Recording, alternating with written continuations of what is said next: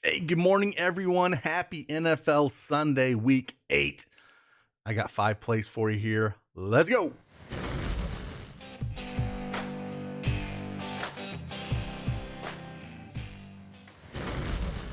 Hey, good morning, everyone. It is Craig Bennett, aka Cash K, back with another NFL Prize Picks video. If you want to check out our picks over in our Patreon with sportsbook plays as well as the prize pick plays I have over there, we're 20-5 over our last 25 plays, up 19 units. Been on a hell of a heater over here for NFL picks. So if you want to join them, I've dropped all of them in the Discord. I'll probably add a few more to them. There's a lot of juicy matchups this week.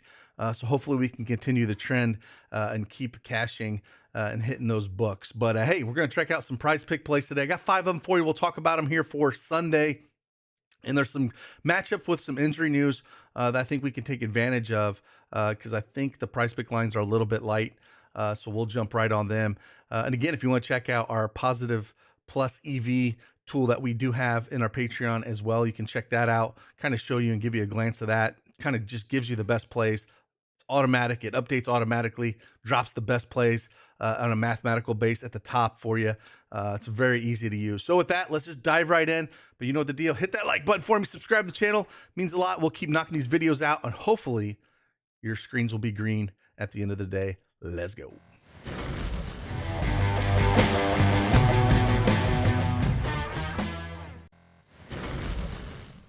All right, we got the Prize Picks desktop version up here. You can download a sweet mobile app on Google and Apple Store. Also, you can check out if you don't have an account, you can use that promo code DFSARMY, get 100% instant deposit match up to $100. But we will dive right in here. Like I said, we are 20-5 for 19 units over the last 25 plays.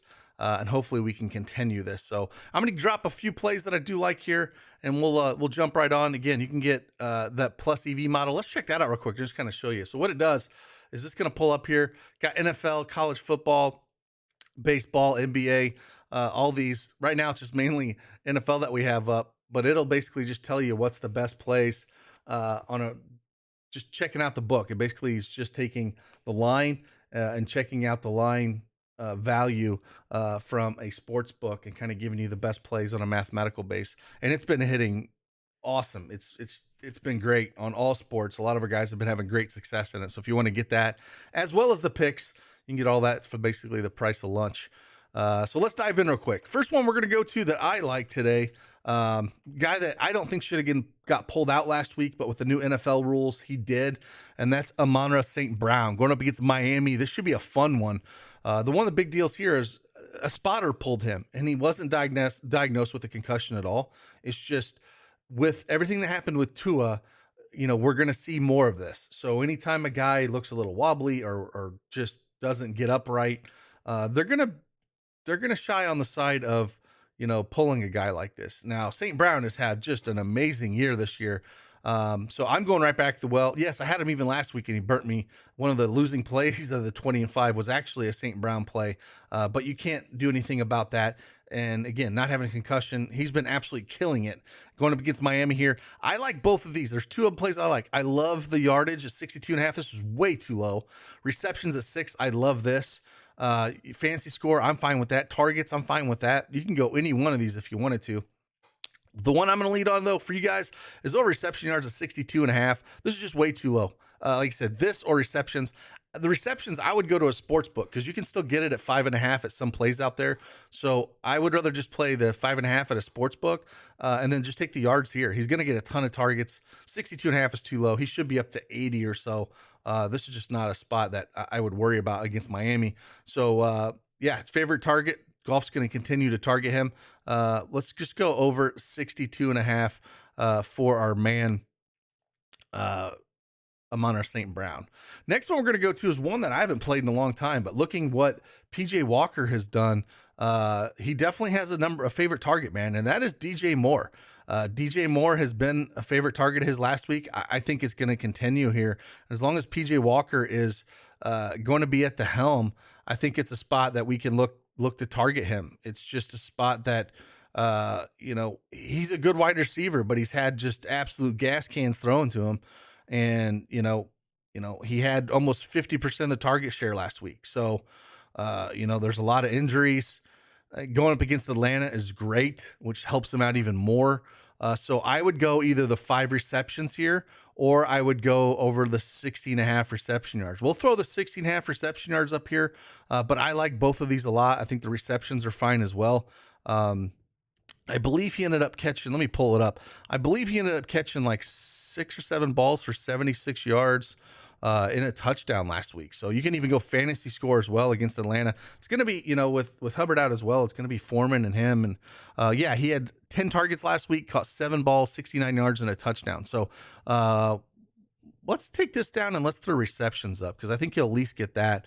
I'm fine with the yards, though. Fine with the fantasy score. I think any one of these, again, as long as PJ Walker's going to be back there and we're going to see a guy that's getting that much target share, I think you can throw something up there for him. He's actually getting the ball. Some of these other stat lines looking at him with other quarterbacks, 4 for 8 for 59, 6 for 11, just couldn't get him the ball. I mean, 1 for 6, 3 for 6, 3 for 6. It's pretty pathetic, to be honest with you. But again, we'll throw more up here with the quarterback that actually get him the ball. It's crazy that it's PJ Walker, but that's where we sit with this one.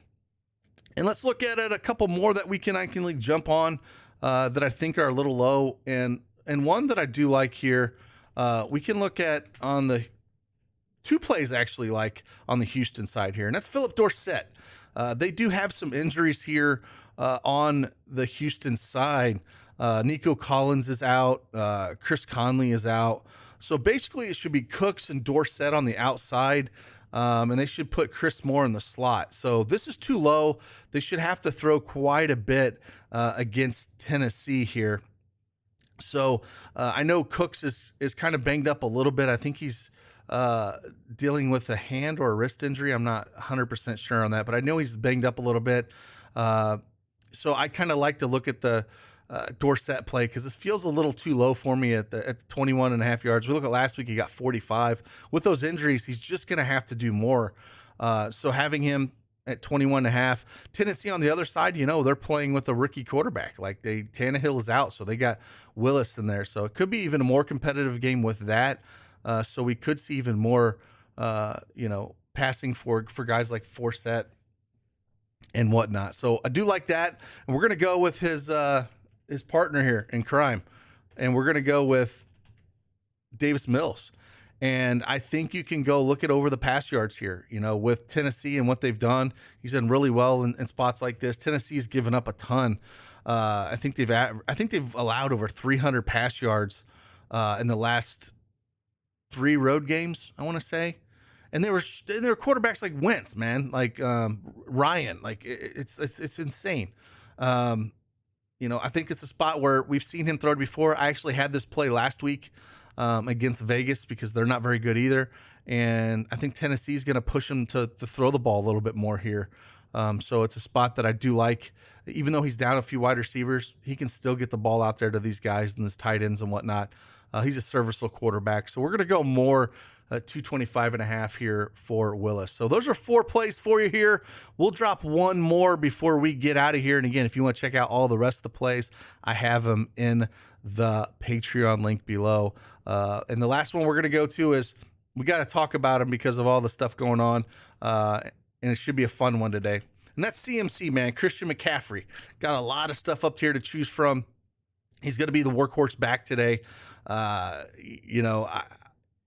see a big volume day for him. So I do like the targets a lot of 5 receptions. We don't have Deebo Samuel here. He should just take on a massive target share, rushing the ball as well. I like the over at 103.5 rushing reception yards. I like the over rushing attempts with how much San Francisco runs the ball. I like the reception yards at 35.5. I basically like more than all of these right here. So I'm going to take the receptions for this one. But like I said, I could mix and match all of these and be perfectly fine with it. I just expect a massive workload out of him. And we're going to look at the receptions for this one, but I'm perfectly comfortable with taking all of these. I mean, at 35.5 reception yards, he could take one ball and get that with his talent that he has. And with this San Francisco line, I think he can get there. So those are the 5 that we're kind of looking with. If I had to rank them, I'd probably put St. Brown as number 1, DJ Moore is number 2, McCaffrey number 3, Mills number 4, and Dorsett is number 5 out of these. So there's 5 plays for you. Again, enjoy your NFL Sunday Week 8, and we will see you guys on the flip side. Deuces.